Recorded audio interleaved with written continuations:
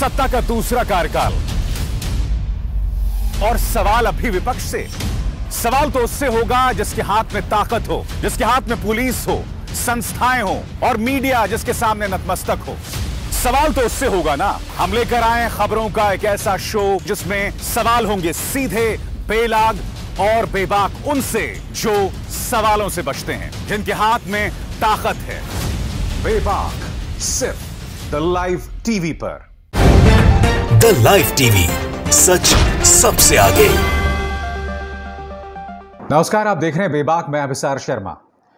तो भारतीय जनता पार्टी 2022 के उत्तर प्रदेश के चुनाव भी इसी तरह से जीतेगी। कल जिला पंचायत चुनावों को लेकर जो नजारा दिखा दोस्तों, अगर वो एक मिसाल है तो मैं नहीं जानता हूं कि आने वाले वक्त में समाजवादी पार्टी, बसपा, कांग्रेस या आम आदमी पार्टी उत्तर प्रदेश के चुनाव कैसे लड़ने वाली है। समाजवादी पार्टी के नेता जूही सिंह ने यह वीडियो पेश किया है अपने ट्विटर हैंडल पर, और इस वीडियो में आप देख सकते हैं वो आरोप लगा रही हैं कि भारतीय जनता पार्टी के जो कार्यकर्ता हैं वो समाजवादी पार्टी के कार्यकर्ताओं को दौड़ा दौड़ा के मार रहे हैं। और ये नजारा गोरखपुर का, यानी कि मुख्यमंत्री आदित्यनाथ की खुद की जो उनका जो गढ़ है, उनकी कर्म और जन्मस्थली है, वहां का नजारा है। आप देख सकते हैं कि समाजवादी पार्टी के कार्यकर्ताओं को दौड़ा दौड़ा के पीटा जा रहा है। और बात यहां नहीं रुकती है, कई जगह पर इस बात को लेकर शिकायत आई है कि किस तरह से कहीं पर समाजवादी पार्टी का प्रस्तावक नहीं पहुंचा और कहीं पर उन्हें नामांकन ही नहीं भरने दिया। कम से कम समाजवादी पार्टी तो यही आरोप लगा रही है, और उसके लिए मैं आपको आज तक की यह खबर दिखाना चाहता हूं जो आपकी स्क्रीन पर है। उत्तर प्रदेश, कहीं नामांकन के लिए नहीं पहुंच पाए कैंडिडेट, तो कहीं गायब प्रस्तावक। पंचायत अध्यक्ष चुनाव में कई खेल।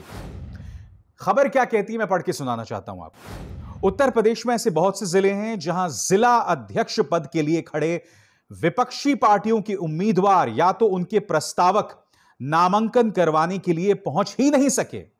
इन मामलों में समाजवादी पार्टी और रालोद आरोप लगा रही है कि सत्ता और प्रशासन के दम पर भाजपा अपने प्रस्तावकों, प्रत्याशियों को नामांकन करने के लिए पहुंचने नहीं दे रही। और उन्होंने बाकायदा अलग अलग जगहों की इसकी मिसाल दी है। मसलन आपके सामने मुरादाबाद से आज तक क्या रिपोर्ट कर रहा है मैं पढ़ के सुनाना चाहता हूं। मुरादाबाद में भाजपा की प्रत्याशी डॉक्टर शेफाली निर्विरोध ही जीतने के करीब हैं, क्योंकि वहां समाजवादी पार्टी के जिला अध्यक्ष पद के लिए उम्मीदवार अमरीन का प्रस्तावक सपा कार्यालय ही नहीं पहुंचा। अब सोचिए ना, जब प्रस्तावक ही नहीं पहुंचेगा तो वो किस तरह से नामांकन भरेंगे। आगे चलते हैं, मेरठ। इसी तरह मेरठ जिले में भी जिला पंचायत अध्यक्ष पद के लिए भाजपा के प्रत्याशी का निर्विरोध निर्वाचित होना लगभग तय है।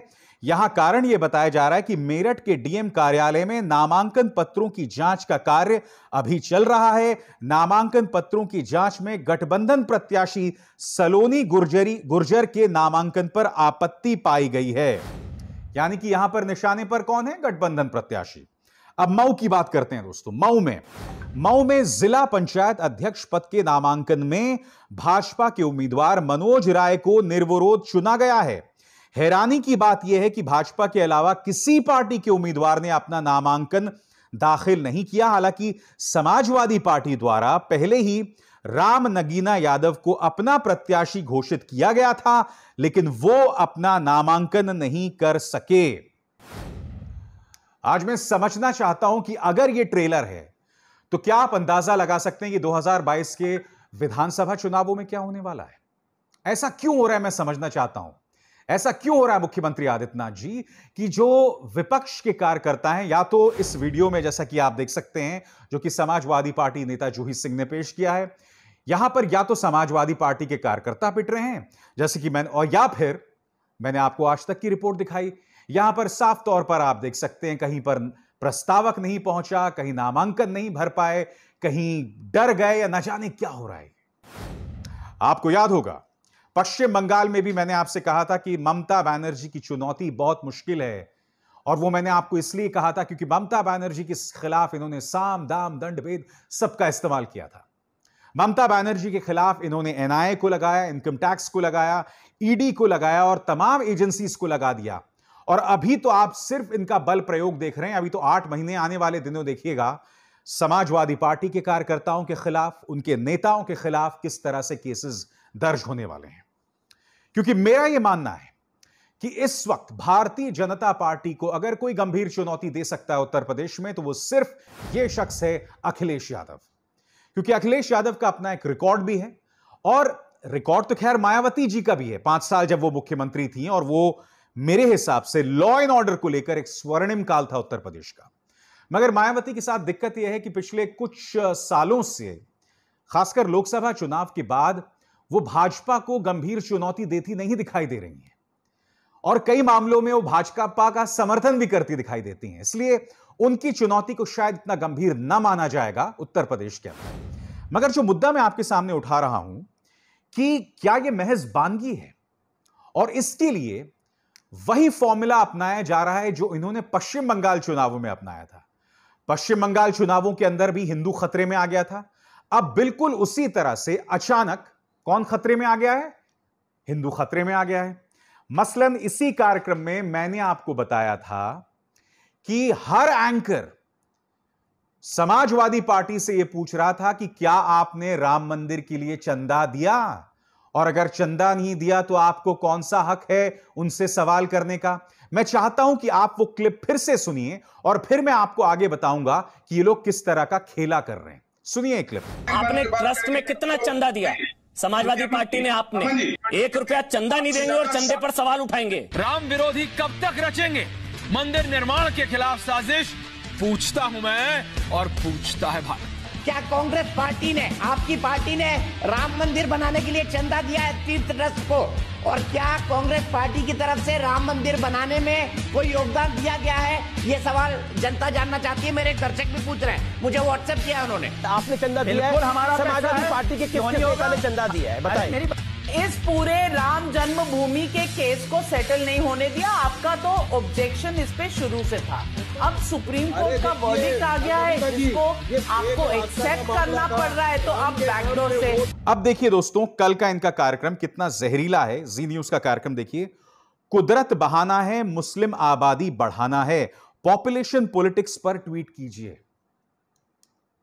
यानी कि खुलेआम एक ऐसा कार्यक्रम जिसके जरिए समाज में एक वैमनस्य पैदा हो, एक भड़काऊ कार्यक्रम। मैं आपसे समझना चाहता हूं कि क्या एक जिम्मेदार न्यूज चैनल इस तरह से उन्हें करना चाहिए। और बात यहां नहीं रुकती है दोस्तों। जो सवाल इन चैनल्स को उठाने चाहिए बिल्कुल नहीं उठा रहे हैं। आप देख रहे हैं राम मंदिर के ऊपर जो ट्रस्ट में कथित घोटाला चल रहा है, उसको लेकर यह सवाल नहीं करते हैं। उल्टा विपक्ष से यह पूछते हैं कि भैया क्या आपने चंदा दिया था राम मंदिर का? अब उसी चंदे को लेके तो गड़बड़ हो रहा है ना। मसलन 4 PM न्यूज की खबर क्या कहती है? राम नाम की लूट। अब स्टेशन मास्टर ने भी बेच दी अयोध्या में करोड़ों की संपत्ति। 11 करोड़ की जमीन 200 करोड़ में ट्रस्ट को बेचने की थी तैयारी। अरे भाई, कहां 11 करोड़ और कहां 200 करोड़? और यह पैसा कौन भेज रहा है? यह पैसा आप और हम, जिन लोगों ने राम मंदिर आंदोलन में पैसा दिया, यह हमारा पैसा है, यह इस देश की जनता का पैसा है। और यहां 1 नहीं 2 नहीं बल्कि 20-20 गुना ज्यादा जो है दाम में जमीन बेची जा रही है। संतों से जमीन खरीद के उसे 5-5 गुना या 15 गुना ज्यादा बेचा जा रहा है, 12 गुना ज्यादा बेचा जा रहा है। मैं समझना चाहता हूं ये न्यूज चैनल्स ये सवाल क्यों नहीं कर रहे हैं। और लॉ एंड ऑर्डर को लेकर धज्जियां उड़ रही है। मैं आपको एक खबर दिखाना चाहता हूं दोस्तों, सिहरन पैदा करने वाली खबर है। आपकी स्क्रीन पर यह माजिद अली है। खबर देखिए। बेटी से छेड़छाड़ के विरोध पर पिता की हत्या। प्रयागराज में दबंगों ने पहले लात घूंसों से पीटा, फिर गला दबा दिया। एक बाप सिर्फ अपनी बेटी जिसके साथ छेड़छाड़ हो रही थी, वो ये मुद्दा उठा रहा था, पहले उसे लात घूंसों से मारा और फिर माजिद अली को इन्होंने जान से मार दिया। मैं आपसे समझना चाहता हूं यह लॉ एंड ऑर्डर है। और अब यह खबर देखिए दोस्तों, इस पत्रकार ने खबर पेश की है।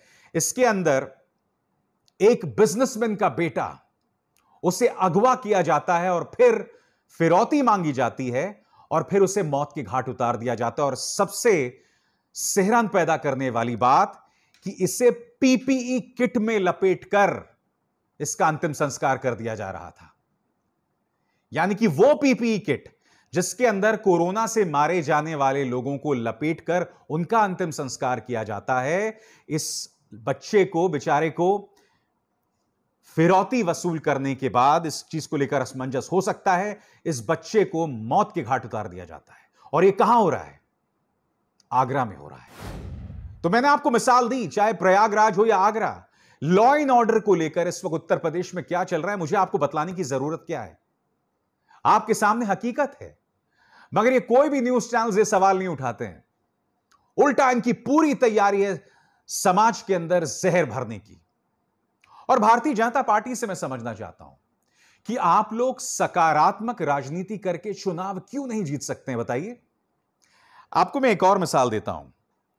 अब ये लोग लॉ एंड ऑर्डर का मुद्दा भी उठा रहे हैं, तो इसमें भी हिंदू मुस्लिम कर रहे हैं। मैं कैसे बताता हूं आपको। ये देखिए, जी न्यूज का एक और कार्यक्रम, योगी का एक्शन, अपराधियों को टेंशन, अतीक हो या मुख्तार, बारी बार सब लाचार, उत्तर प्रदेश में अपराध की कमाई वसूलेंगे पाई पाई, ऑपरेशन क्लीन। और यहां पर भी कौन? अतीक अहमद, मुख्तार अंसारी। यकीनन जो अपराधी है उसके साथ इंसाफ होना चाहिए। मुख्तार अंसारी के पक्ष में अगर कोई कविताएं पढ़ रहा है तो मैं सिर्फ उन पर तरस खा सकता हूं। ये कोई समाज के नगीने नहीं है। मगर मुद्दा ये नहीं है। मुद्दा क्या, मैं आपको बताता हूं। चूंकि यहां निशाने पर अतीक अहमद और मुख्तार अंसारी हैं, तो बहुत आसान है इस तरह का कार्यक्रम करना। मैं इन चैनल से समझना चाहता हूं, जब यह गैंगस्टर विकास दुबे, जिसने उत्तर प्रदेश पुलिस के मेरे 8 से 10 जवानों को मौत के घाट उतार दिया था, जब यह पकड़ा गया था तो इसे आप जिंदा क्यों नहीं लेकर आए? रात में इसका एनकाउंटर क्यों हो गया? रास्ते में इसका एनकाउंटर क्यों हो गया?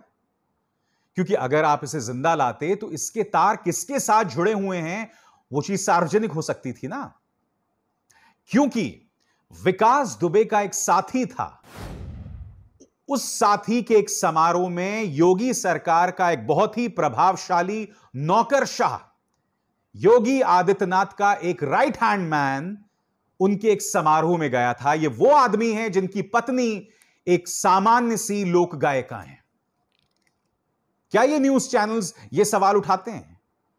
मुख्तार अंसारी या अतीक अहमद पर सवाल उठाने का मकसद यह नहीं कि इन्हें चिंता है लॉ एंड ऑर्डर की, और अब जबकि 5 साल पूरे होने को आए हैं तब आप ये एक्शन ले रहे हैं, तब इस पर प्रोपेगेंडा किया जा रहा है।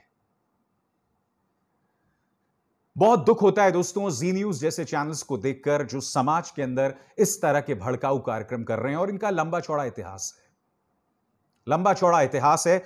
और मैं दावे के साथ कह सकता हूं कि आने वाले दिनों में यह और भी ज्यादा उग्र होने वाला है, क्योंकि वो जानते हैं कि राम मंदिर ट्रस्ट को लेकर जो विवाद है, जो कथित घोटाला है, वो बीजेपी पर बैकफायर कर चुका है।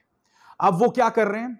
अब वो लगातार कोशिश कर रहे हैं कि किसी तरह से हिंदू मुस्लिम की सियासत की जाए, क्योंकि पिछली बार इसी पश्चिमी उत्तर प्रदेश में इन्हें 90% सीटें मिली थी। मेरे ख्याल से 126 में से 103 सीटें मिली थी। और वो जानते हैं कि 100 सीटें हासिल करने के लिए यह तब तक संभव नहीं होगा जब तक हम इस इलाके में या पूरे उत्तर प्रदेश में हिंदू मुस्लिम की गंदी और घटिया सियासत ना करें। और ये तमाम चैनल्स उनका साथ देते नजर आ रहे हैं। और सबसे चिंता की बात, जैसे कि मैंने आपको कार्यक्रम की शुरुआत में बताया, कि विपक्ष के नुमाइंदों को नॉमिनेशन ही नहीं भरने दिया गया जिला अध्यक्ष पंचायत चुनाव में। आपने दुनिया में ऐसा कहीं होते सुना है क्या? इसलिए मैं फिर दोहराना चाहूंगा कि अखिलेश यादव की चुनौती बहुत मुश्किल होने वाली है। उनका मुकाबला भारतीय जनता पार्टी के साम दाम दंड भेद से भी नहीं है, उनका मुकाबला है उन वोट कटुआ पार्टियों से भी। और वो कौन है आप बखूबी जानते हैं। उत्तर प्रदेश की जनता ने देखा कि हाथरस में किस तरह से रातों रात तुमने उस बिटिया का शव जला दिया जिसका पहले गैंग रेप होता है और फिर उसकी हत्या कर दी जाती है। सिद्दीक कप्पन जैसे पत्रकार जब उसे कवर करने पहुंचते हैं तो आतंकवाद की धाराओं में आप उसे जेल में बंद कर देते हैं। वो शख्स आज भी जेल में बंद है। देखा था लोगों ने किस तरह से कोरोना के दूसरी लहर में आदित्यनाथ सरकार पूरी तरह से नाकाम साबित हुई थी। जहां तटों पर लाशों को दफन कर दिया गया था, प्रधानमंत्री इस बात पर चिंता जाहिर कर रहे थे कि लोग अपने रीति रिवाज के मुताबिक, अपने संस्कारों के मुताबिक लाशों का अंतिम संस्कार भी नहीं कर पाए। तो जिम्मेदारी किसकी है मोदी जी? जिम्मेदारी तो राज्य सरकार की है ना। मगर इस राज्य सरकार के हाथ में पूरी तरह से प्रचार तंत्र है। इन्होंने पूरी तरह से मन बना लिया है कि प्रचार के जरिए उसे दफन कर दिया जाए। जब लोग गोरखपुर के घाटों का वीडियो लेते थे तो वहां पर वो लोग बैनर लगा देते थे। इनके पालतुओं के जरिए ये लोग प्रचार भी फैलाते थे कि अगर आप वीडियो लेंगे तो जो दिवंगत आत्माएं हैं वो मोक्ष हासिल नहीं कर पाएंगे। और कौन पालतू हैं जानते हैं आप? ये पढ़े लिखे पालतू हैं इनके। मसलन ये शख्स अमीश त्रिपाठी, ये आदमी लंदन में नेहरू सेंटर का डायरेक्टर है, जाने माने लेखक हैं। मगर ये प्रचार चला रहे थे कि कृपया वीडियो मत खींचिए। वीडियो इसलिए लिए जा रहे थे ताकि सरकार की नाकामी सामने आए, उससे हिंदू धर्म का अपमान नहीं हो रहा है। और जैसे कि मैंने कार्यक्रम की शुरुआत में कहा ना, अभी कुछ महीनों पहले पश्चिम बंगाल में हिंदू खतरे में था, अब देखिएगा आप उत्तर प्रदेश का हिंदू खतरे में आने वाला है। और मैं स्पष्ट कर दूं, अगर उत्तर प्रदेश का हिंदू खतरे में है तो उसकी जिम्मेदारी मुसलमानों पर नहीं, अखिलेश यादव पर नहीं, कांग्रेस पर नहीं, बसपा पर नहीं, आम आदमी पार्टी पर नहीं। अगर हिंदू खतरे में है तो इसकी जिम्मेदार सिर्फ और सिर्फ मुख्यमंत्री आदित्यनाथ हैं। क्योंकि फिरौती वसूल करने वाले लोग आगरा में एक युवा को मौत के घाट उतार देते हैं। इसकी तस्वीर आप देख रहे हैं यहां पर। क्योंकि गुंडे, दबंग एक मासूम का बलात्कार और फिर उसकी हत्या कर देते हैं और पूरा प्रशासन पीड़ित के परिवार के खिलाफ लग जाता है। हकीकत यह है। तो बताइए ना, हिंदू किससे खतरे में है? मगर हमारे कार्यक्रम का नाम बेबाक है। हम ये मुद्दे लगातार उठाते रहेंगे और आगे भी लगातार आपके सामने उत्तर प्रदेश चुनावों से जुड़ी बारीकियां और सियासत के पीछे की सियासत और पर्दे के पीछे की तस्वीर आप तक पहुंचाते रहेंगे। अभिसार शर्मा को दीजिए इजाजत। नमस्कार। द लाइव टीवी, सच सबसे आगे।